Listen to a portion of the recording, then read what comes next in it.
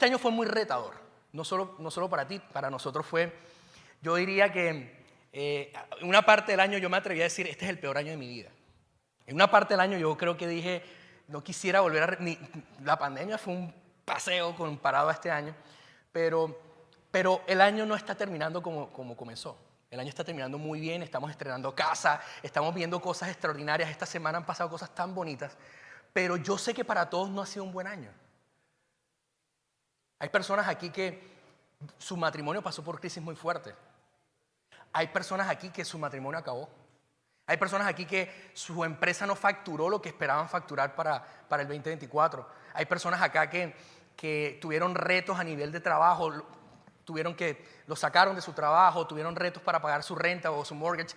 Yo sé que aquí han pasado muchas cosas que a lo mejor uno calla y uno viene el domingo y sonríe y todo, pero entre semanas no es fácil. Y yo sé que el 2024 para muchos no fue fácil. Y hay algo bien curioso y es que aunque este no fue un año fácil de pronto para nosotros al comienzo, o para ti, yo sé que hay personas que también lidiaron con cuestiones de salud mental, salud emocional, y hubo cosas como que patinaron mucho el año y como les digo, nosotros tuvimos que incluso recibir un acompañamiento para poder vivir ciertos procesos a nivel emocional que pudieran ayudarnos en una realidad muy dura que estábamos viviendo. Yo sé lo que es sentir que este año como cuando uno traga ese tipo de jugos que son agridulces, ¿sí saben cuál es? Que es como que sabe rico, pero también sabe ácido. Yo siento que hay muchos que sienten que este año fue así, un poco agridulce. Como que un trago, como que a veces no logramos descifrar. Pero tú y yo no somos las únicas personas que pasan por eso. Nosotros estamos peregrinando por la vida y hay años que definitivamente a veces no son el mejor año de nuestra vida.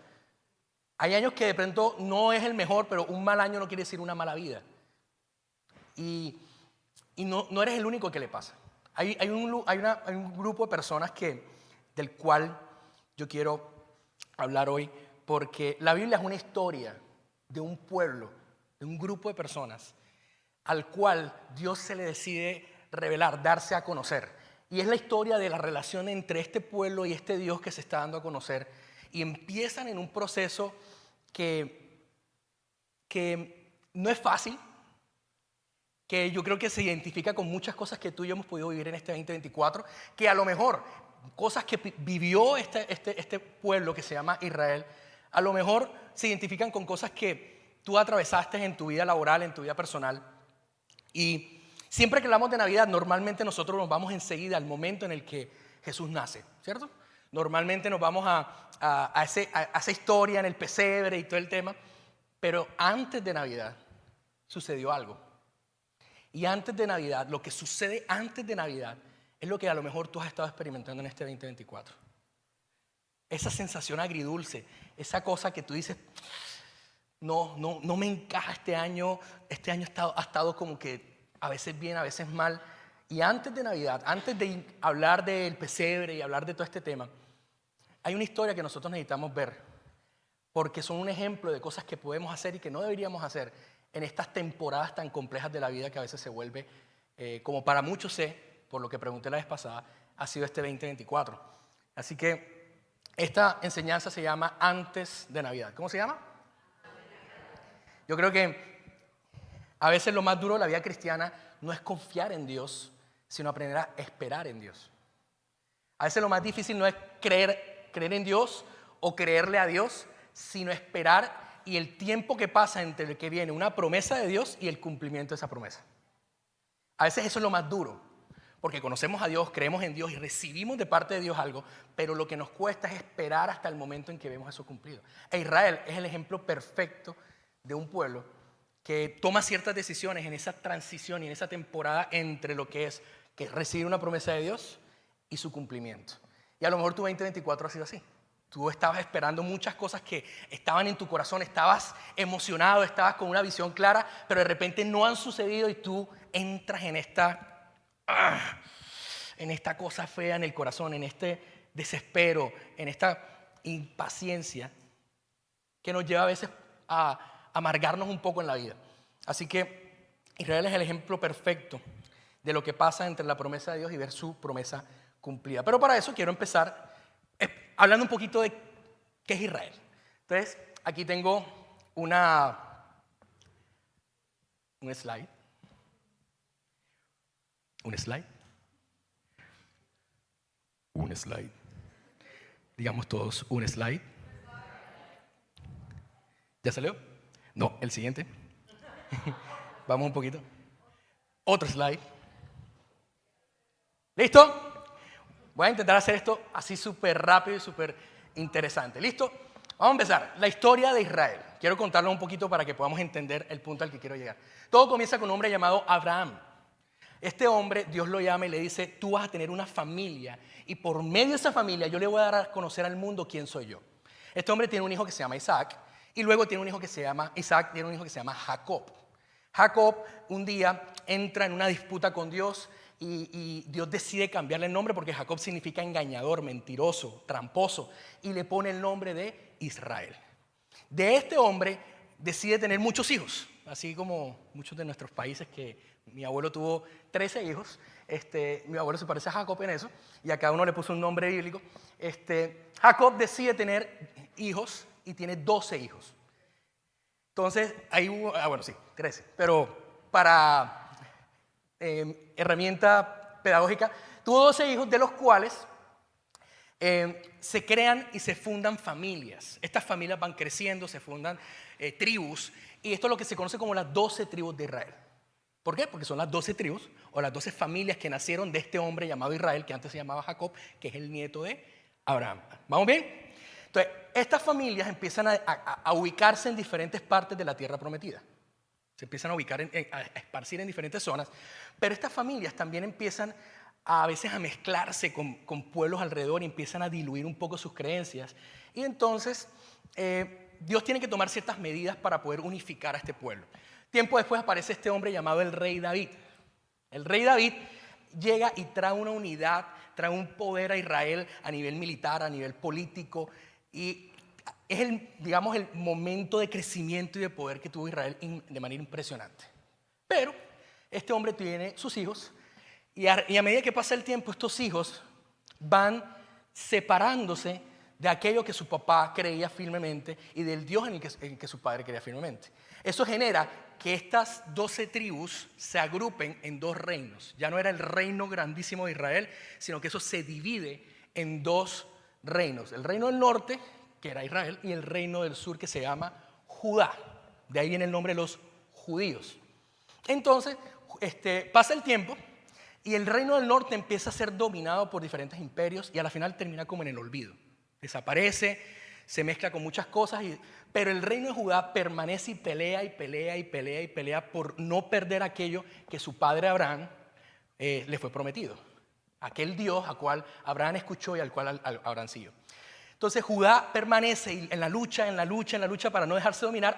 Y pasan muchos imperios, Asiria, Babilonia, un montón, hasta que llegamos al imperio griego. En el imperio griego, estas personas caen bajo el dominio de Grecia y de toda esta cultura. Y llega un día en que hay un grupo de judíos que se deciden rebelarse y arman lo que se conoce como una guerrilla de liberación nacional. Como las guerrillas en Colombia, algo así. ¿Para qué? Para liberar a su pueblo de la esclavitud y del poder que tenían los griegos sobre ellos. Este grupo se llamaba los Macabeos. Era una familia que decidió hacer una revuelta a través de la fuerza y de las armas para liberarse, para quitarse de encima a los griegos. Pero ¿adivinen qué pasó? No pasó nada. Ellos fueron vencidos, Grecia sigue teniendo el poder y después llegan los romanos y ahí es donde llegamos al punto en el que Jesús aparece y todo. Pero antes de llegar allá, quiero que vean algo. Ustedes han visto en su Biblia que hay dos grandes pedazos que dicen Antiguo y Nuevo Testamento, ¿cierto?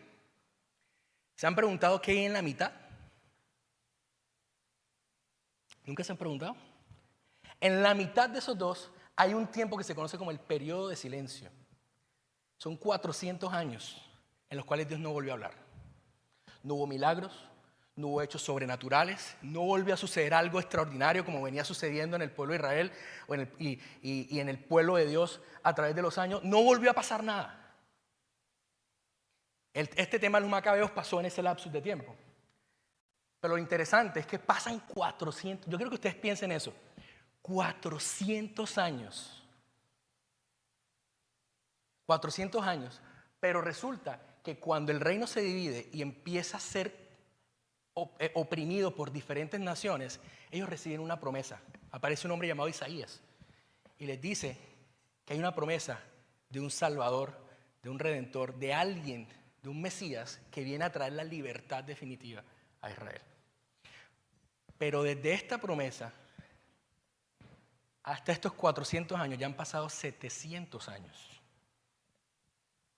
Yo quiero que tú pienses esto. Imagínate que alguien te prometa algo y se demore, no lo vayamos tan, se demore un mes, se demore 7 meses, se demore 7 años o se demore 70 años. ¿Qué nos pasa a nosotros? Sean honestos, quiero preguntarles. Nos desesperamos.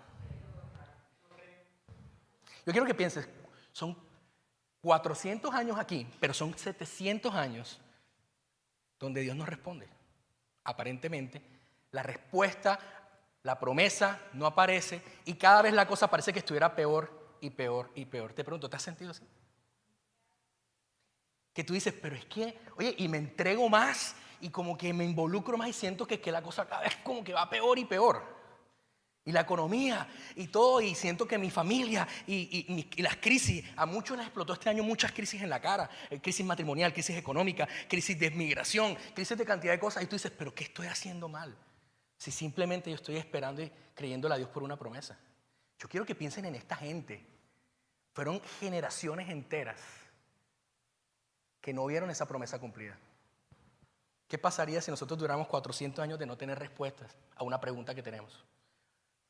400 años de pensar que a lo mejor Dios nos olvidó. Te lo aseguro, que esta gente llegó al punto en que dijo, Dios nos olvidó. ¿Tú te has sentido así? Yo me he sentido así. De ese punto en que tú dices, Dios, pero ¿qué pasa? ¿Dónde estás? No te siento, no te veo. Y pues yo estoy haciendo las cosas bien. ¿Por qué las cosas no se dieron como yo esperaba? 400 años de silencio. Hasta que un día, una niña de 16 años vuelve a escuchar la voz de Dios. Esa niña se llama María. María tenía entre 15 y 16 años, o 14 probablemente, cuando el ángel se le aparece y le da una buena noticia. Le dice, María, la promesa que le fue prometida a Israel, la que llevamos muchos siglos esperando, está en tu vientre y está a punto de nacer. Una vez estaba en una conferencia y le preguntaban a un señor ya de canas, muchos años dedicado a esto, que tiene más estudios que quién sabe qué, le dijeron, ¿por qué se demoró Dios tanto? ¿Por qué Dios tomó 400 años para hablarle a alguien? Y él le regresa la pregunta, ¿el problema fue Dios que no quiso hablar o la gente que no quiso escuchar? Y él dice, no sé, la Biblia no da una respuesta clara, pero a lo mejor María durante 400 años fue la única persona que preparó su corazón para recibir y hacerle un espacio a Dios en su casa, en su vida. Porque el resto, después de los macabeos, se olvidaron. Dijeron, Dios nos abandonó, Dios nos dejó solos. Pero llegó una niña de 16 años que dijo, yo le voy a hacer un espacio en mi casa y en mi vida a Dios. Y a lo mejor, dijo, me encanta esa respuesta, y a lo mejor Dios encontró en María a alguien en quien podía volver a hablarle una vez más. 400 años, yo quiero que tú pienses en eso. ¿Cuánto se ha demorado lo que tú estás esperando? El negocio ese que estás esperando, la oportunidad de comprar tu casa, la persona de tu vida. ¿Cuánto tiempo has esperado por ver eso hecho realidad? A María aparece y el ángel le dice, eso que tu pueblo estaba esperando, la salvación que ustedes han necesitado, ya está dentro de ti y está a punto de nacer. Por eso la Navidad es esperanza. La Navidad nos llena de esa alegría. No sé si ustedes lo sienten, pero es como que la gente entra en ese mood mágico y todo el mundo se saluda y se abraza. La Navidad trae esperanza porque la esencia de la Navidad es la esperanza de que cuando todo estaba perdido aparece una luz de esperanza de que el Salvador ya va a nacer. Pero no es fácil cuando tú estás en este periodo. No es fácil cuando tú dices, yo sé que Dios va a hacer algo, pero todavía no lo ha hecho. Yo sé que Dios me va a sanar, pero todavía no me ha sanado. Yo sé que Dios me va a prosperar y Dios quiere que mi familia y yo estemos bien económicamente, pero todavía no ha sucedido.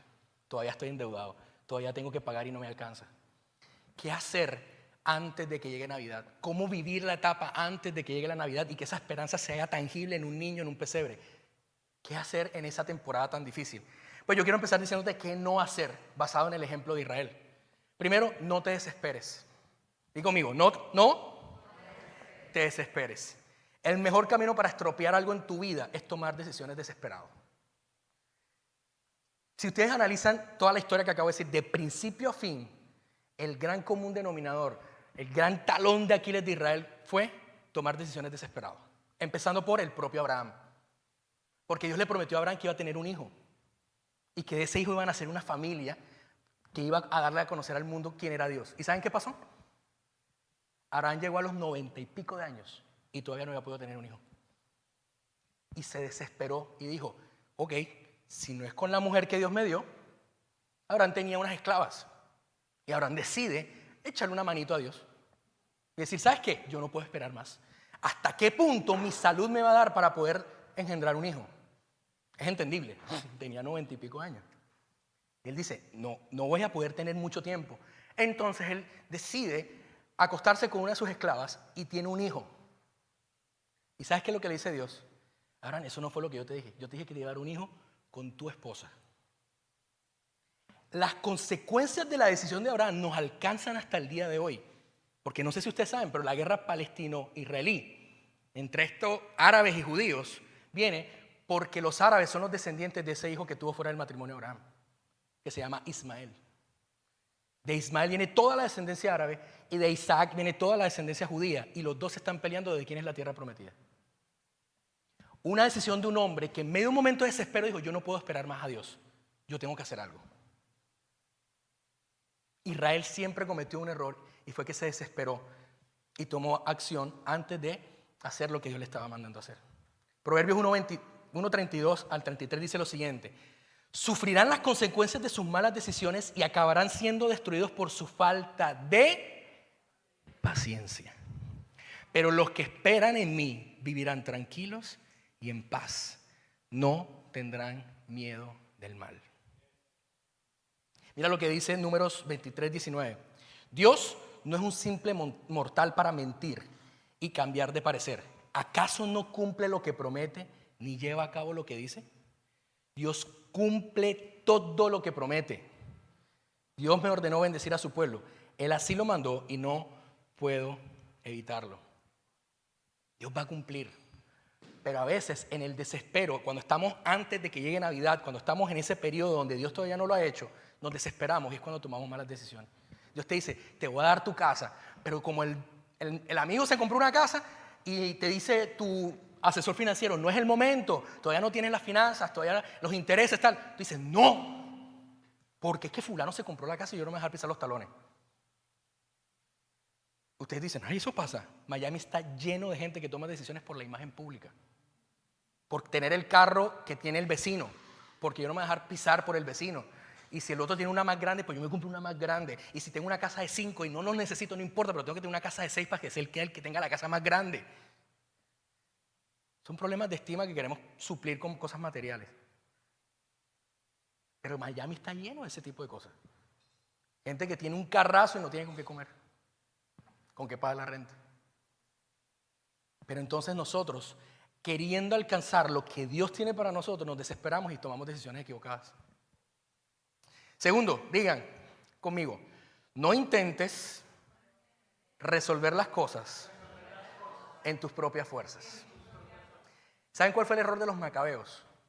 Se desesperaron porque dijeron, otro imperio más que nos domina, otra persona más que nos quiere esclavizar y Dios no hace nada. Pues nosotros vamos a hacer lo que Dios no hace. El famoso dicho que no sé ni siquiera de dónde salió, el ayúdate que yo te ayudaré. Como que yo le tengo que ayudar a Dios para que las cosas pasen en mi vida. Y eso no es así. A veces cuando queremos darle esa ayudita a Dios es cuando cometemos los peores errores de nuestra vida. Y queremos resolver en nuestras fuerzas lo que solo Dios puede hacer. Y a veces Dios te quiere dar cosas increíbles, pero por querer hacerlo en tus propias fuerzas, a mi manera, con lo que tengo aquí y ya, porque tiene que ser ya, yo no puedo esperar, es cuando pasa esto. Los macabeos dijeron, no vamos a esperar más.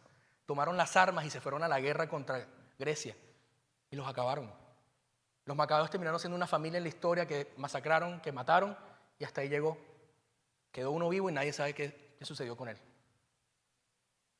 Y a veces buenos planes se pueden estropear porque tú le metes la mano y simplemente tienes que dejar que sea Dios el que lo haga, que sea Dios el que meta la mano. Entonces no intentes solucionarlo. En ese periodo antes de Navidad, en esa época en que no ha sucedido nada, no intentes solucionarlo bajo tu criterio. No hagas algo que Dios no te ha mandado a hacer. Porque a lo mejor es ahí donde cometemos errores que después lamentamos. Yo conozco gente que se desespera mucho aquí y dice, no me salieron los papeles, me voy a divorciar, me voy a volver a casar y vamos a hacer, y la gente hace una cantidad de cosas que, ojo, yo no estoy juzgando ni las vías migratorias que la gente decide tomar, pero ojo, a veces el desespero te puede pasar una factura muy cara más adelante. A veces estoy desesperado porque no tengo cómo pagar la renta y no me sale trabajo, y el amigo mío que me dijo que hiciera Uber para llevar paqueticos de un lugar al otro, que eso nadie se da cuenta, termino diciendo no, tengo que hacer algo, y termino cediendo bajo la presión. ¿Se han visto Alerta Aeropuerto? Ese programa me encanta. ¿Se lo han visto? ¿Quién no tiene ni idea de lo que estoy hablando? ¿O sí se lo han visto? Levánteme la mano. Alerta Aeropuerto es un programa donde graban a las personas que intentan entrar droga a los aeropuertos y viajar. ¿Y sabes cuál es el común denominador de todas las personas? Cuando las atrapan, que le preguntan, ¿por qué lo hiciste? Dice, estoy desesperado y necesitaba hacer algo. Mi mamá está enferma, tengo que pagar la renta, tengo que cubrir colegios, me quedé sin trabajo y no tengo nada que hacer. Y la gente en su desespero aprovecha la oportunidad que alguien le brinda de meter algo en su maleta e intentar llevarlo a otro país, y los atrapan y dañaron su vida para siempre por intentar solucionar algo en sus propias fuerzas al estar desesperado. Y eso nos puede pasar a todos nosotros. Zacarías 4:6, miren lo que dice. Esta es la palabra del Señor a Zorobabel, un gobernante. Dice, no es por el poder ni por la fuerza, sino por mi espíritu. Hay cosas en tu vida que no van a pasar por más fuerza que tú le metas. Hay cosas que van a pasar en tu vida por la bondad de Dios. Pero tenemos que esperar para que esa bondad, como si fuera lluvia, caiga sobre nosotros. Me encanta un proverbio en la Biblia, no lo anoté, pero dice, ¿acaso el que cultiva, por más que se desespere, puede hacer que llueva y caiga lluvia? No. A veces hay cosas en nuestra vida que nosotros tenemos que aprender a esperar en Dios para que sea Dios el que haga lo que ya nosotros no podemos hacer. Porque cuando nosotros queremos hacer lo que en nuestra capacidad no está, es cuando te endeudas, te metes en cosas ilegales, tomas decisiones equivocadas y nos terminamos estrellando en la vida. Así que no intentes resolver las cosas en tus propias fuerzas. Pero entonces, ¿qué sí hacer? ¿Qué hacer antes de Navidad? ¿Qué hacer en la temporada en que estoy esperando y todavía nada sucede? Primero, confía en Dios. La pregunta es ¿cómo? Y quiero retomar un punto que hablé el domingo pasado. No pongas tu confianza en lo que Dios es capaz de hacer, sino en quién es Dios. No pongas tu confianza en que Dios es capaz de mover montañas. No pongas tu capacidad y tu fe en lo que Dios puede llegar a hacer, sino en quién es Dios. Porque eso es lo único que va a traer paz a tu corazón. Porque si tú sabes que Dios es bueno, todo lo que Él va a ser bueno. Así en el momento sea un no. Así en el momento sea una puerta cerrada. Y tú vas a poder entender la puerta cerrada, vas a poder entender el no de parte de Dios, no como un acto de maldad o de castigo, sino como un acto de la bondad de Dios. ¿Por qué? Porque no ponemos nuestra confianza sobre lo que Él puede hacer, sino lo que Él es. Salmos 121:1 dice, me encanta la forma en que David dice, alzaré mis ojos a los montes.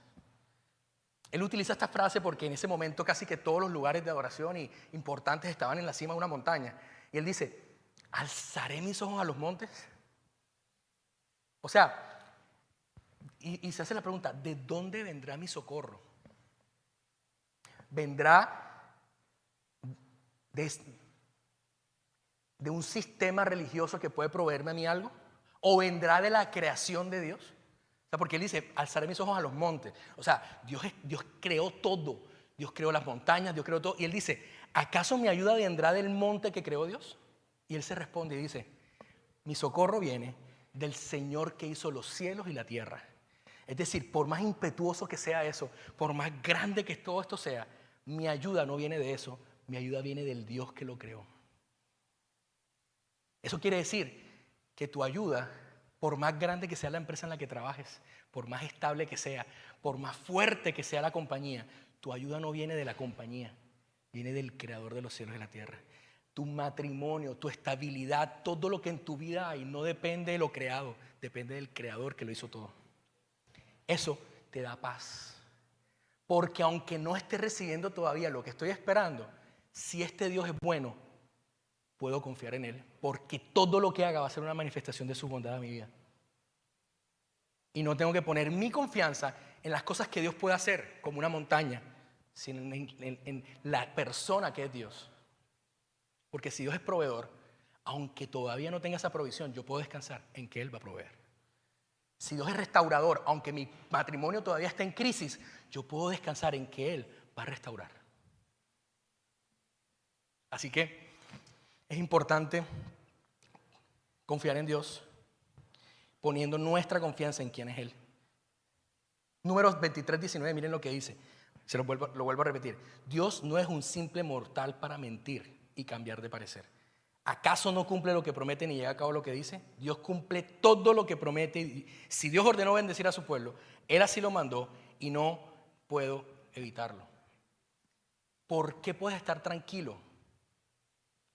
No porque Dios hace milagros,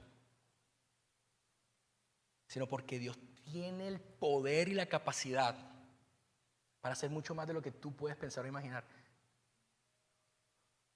Y si Dios, este Dios que tiene la capacidad de hacer lo que yo no puedo hacer, es mi Padre, está cerca, yo puedo confiar en Él. Así todavía yo no veo un milagro en mi vida. Entonces descansar en quién es Dios nos permite tener confianza, porque Dios no miente, Dios cumple lo que promete.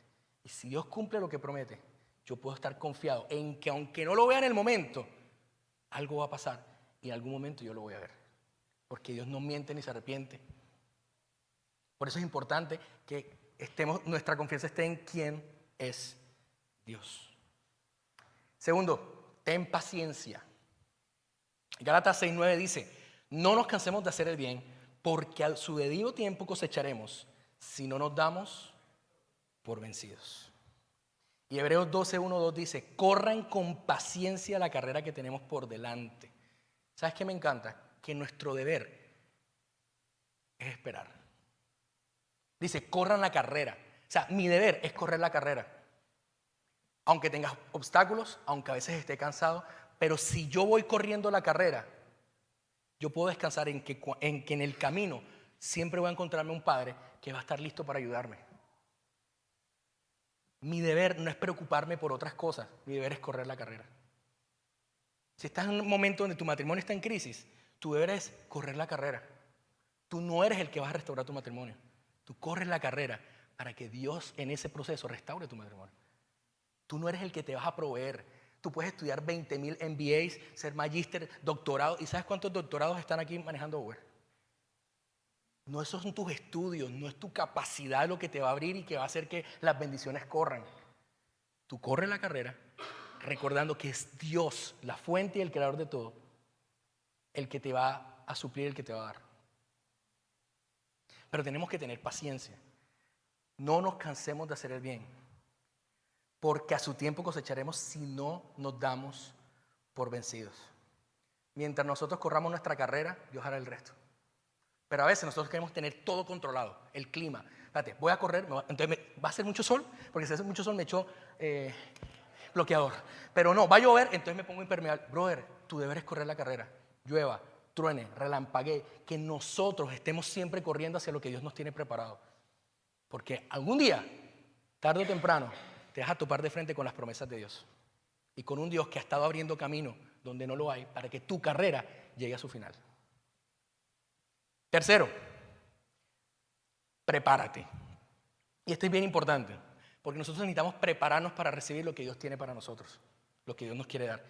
Hay algo interesante, es que cuando el ángel saluda a María, el ángel le dice a María, se los quiero leer, está en Lucas 1:26, dice: Dios te ha bendecido de manera muy especial, o llena eres de gracia, es la versión que más conocemos.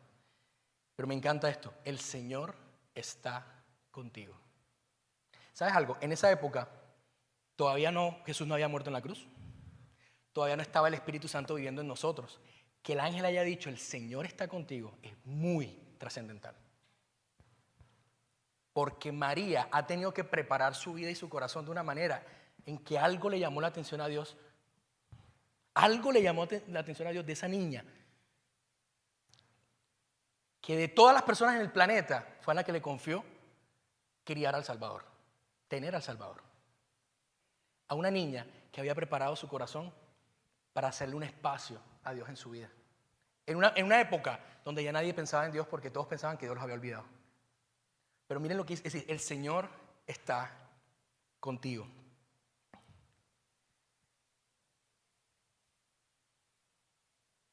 Yo te quiero preguntar, ¿tú estás preparado para recibir lo que Dios te quiere dar?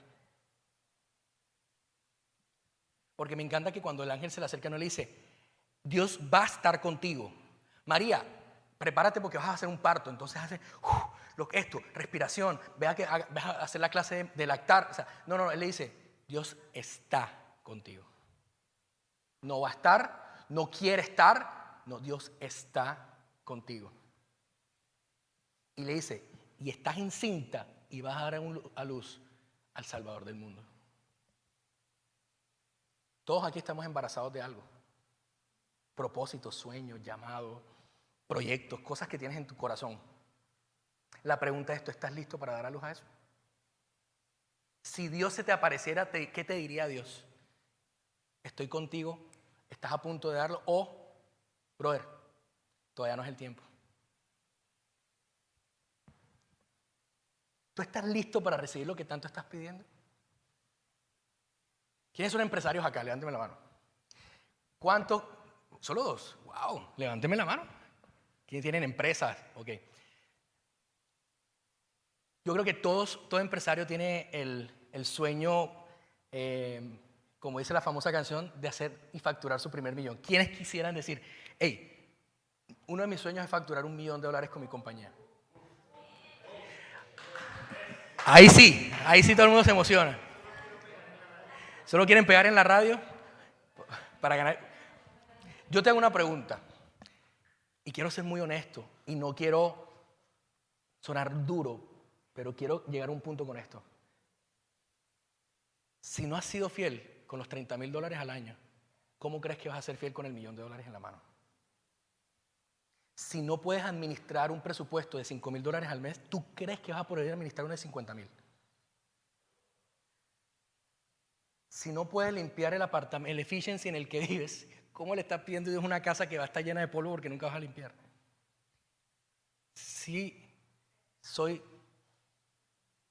¿Puedo ser honesto?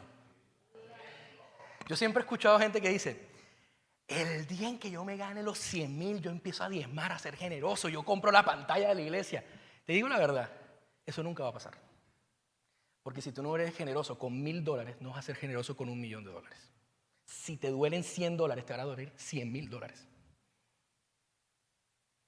Y la matemática en este reino donde Jesús nos cambió muchas cosas no funciona así. Nosotros no hay gente que dice, no, yo no puedo dar porque no tengo. Realmente muchos no tenemos porque no damos. Porque lo que activa el ciclo de bendición es dar, porque es mejor dar que recibir. Te pregunto, ¿cuántos empleados tienes? 2, 3 empleados. Y con 3 empleados se te está haciendo la vida y le estás pidiendo a Dios 30, te vas a pegar un tiro.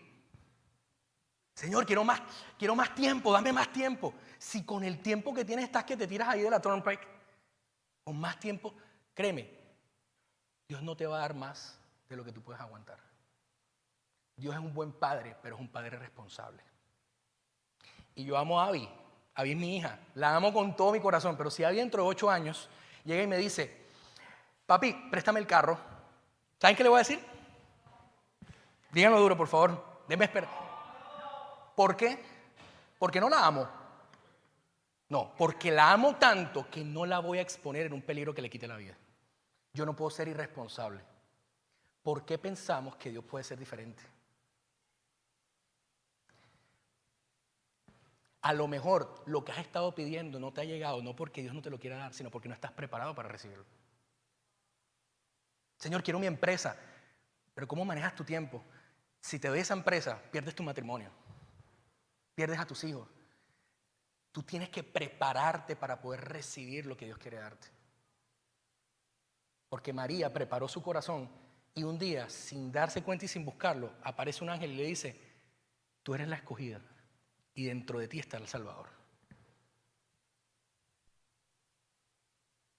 ¿Han visto Shark Tank? También es una serie que me encanta. Y Shark Tank es esta serie donde la gente se sienta, hay unos tiburones, unos inversionistas brutales, y tú llegas a vender tu idea de negocio o tu empresa para que inviertan en ti. Y me encanta porque hay unos que son así bien, unos que son más buena gente y todo, pero esos que son así, un día aparece una persona y el tipo le dice, me encanta tu idea, pero tienes que madurarla. Yo no voy a arriesgar mi plata en ti hasta que yo vea que eso resulta. Nos vemos después. Vuelve en un año. Yo tengo una pregunta. Si tú fueras a Shark Tank con ese sueño, con esa idea, con eso que tanto has querido, no solo estoy hablando a nivel económico, estoy hablando de tu matrimonio, estoy hablando de tus hijos, estoy hablando de tu adicción, estoy hablando de lo que sea, y tú le estás vendiendo eso, ¿qué te dirían los Sharks? Te dirían, entro de una, ¿cuánto necesitas? Aquí está el billete, coge. O el Shark te diría, suena muy lindo, pero todavía falta mucho para madura la idea, trabaja en el producto y más adelante miramos. A los que tienen compañía,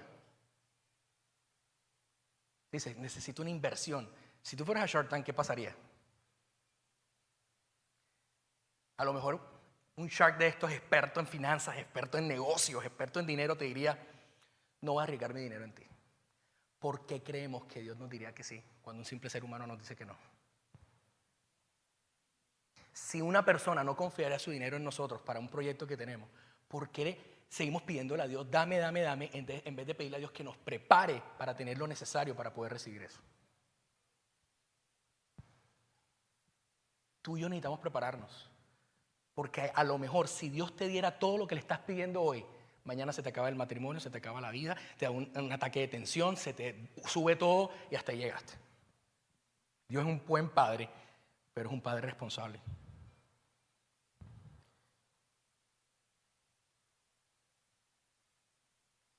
La pregunta no es por qué Dios se demora tanto.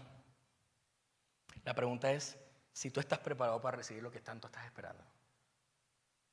Porque a lo mejor hubo cosas en este 2024 que no se dieron, no por castigo de Dios, sino como una muestra de la bondad de Dios hacia tu vida.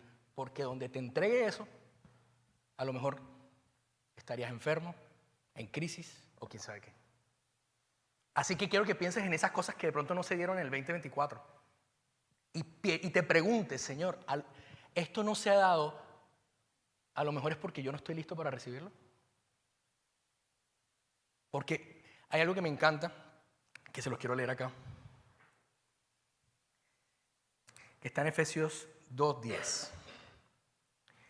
Dice, nosotros somos la obra maestra de Dios, creados en Cristo Jesús para buenas obras, las cuales Dios preparó de antemano para que andemos en ellas. Y hay algo que tengo completamente claro y seguro en mi corazón, es que Dios tiene cosas maravillosas para nosotros. Cosas buenas que ya están preparadas desde antemano. Dice, ¿para qué? Para que andemos en ellas, para que corramos la carrera y entremos en ella. ¿Es tu deber controlarlo? ¿Es tu deber administrar el tiempo? Tu deber es correr la carrera y andar en esos caminos. Dios tiene buenas cosas, pero la pregunta es si tú y yo estamos preparados para entrar en ellas. Si hoy se te abriera la puerta que estás esperando, ¿tú estarías listo para entrar en ella? Hay una parábola en la Biblia que es la parábola de los talentos. Y el principio que dice la parábola es que al que mucho se le dio y al que mucho lo utilizó y lo multiplicó, se le dio aún más. Pero al que no hizo nada con su talento, aún lo que se le dio, le fue quitado y se le dio a otro. La pregunta es, si sientes que han habido cosas en este 2024 que te fueron quitadas, a lo mejor será porque no las administraste bien. Si hubo cosas en mi vida que no se dieron o que siento que Dios me quitó, ¿será porque yo no he administrado bien lo que tengo a la mano? Porque el principio es claro. Lo que se me dio, si yo no lo utilicé, se me quita y se le da a otra persona. Hay oportunidades que a lo mejor no se dieron, no porque yo sea malo, sino porque todavía no estás preparado. No quiere decir que no se vayan a dar, simplemente que tú y yo tenemos que preparar nuestro corazón. Hubo 400 años de silencio hasta que una mujer preparó su corazón para hacerle un espacio a Dios en su casa, en su vida, y que Dios pudiera confiarle su hijo a ella. ¿Cuánto tiempo vas a durar tú antes de Navidad preparándote para que Dios te pueda entregar lo que te quiere entregar? Porque Dios es un buen padre, pero es un padre responsable. Si sientes que Dios te ha quitado algo este año,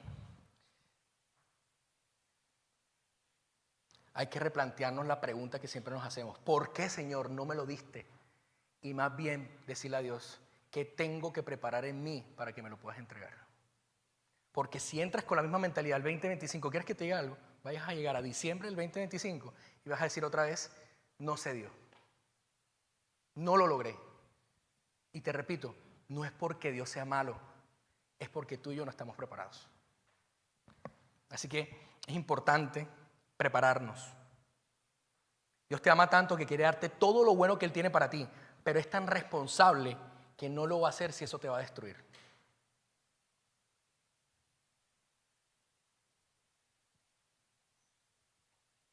La buena noticia es que antes de Navidad, aunque las cosas no estén muy bien, siempre hay esperanza.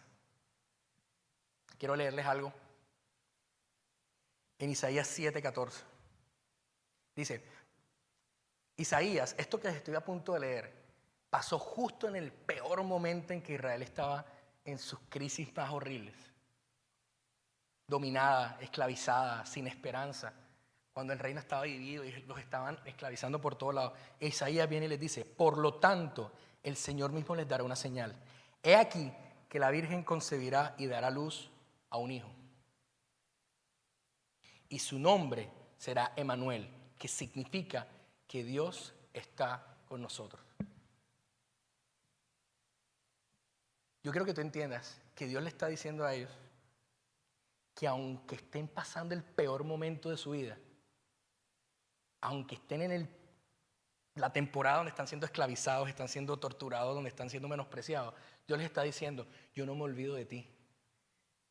Y el regalo que te voy a dar significa que yo sigo estando contigo.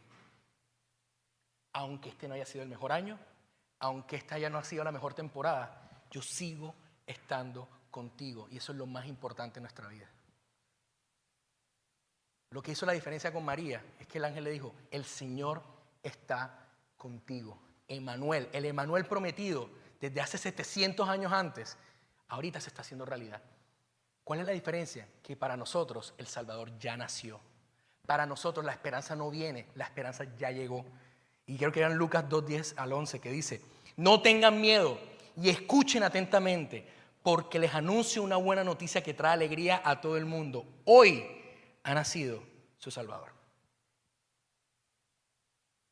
La promesa que ellos esperaron por siglos, tú y yo la tenemos accesible hoy, aquí y ahora. Ya no tenemos que esperar el cumplimiento, porque ya el cumplimiento perfecto se hizo en esa persona que nosotros conocemos como Jesús.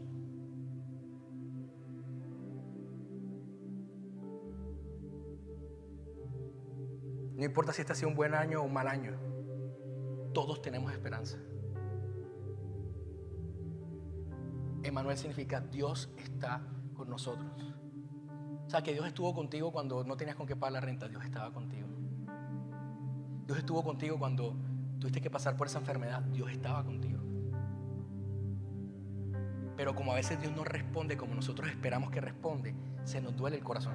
Por eso nuestra confianza no puede estar en esperar en las respuestas de Dios, sino en la naturaleza de quién es Dios. Te pregunto,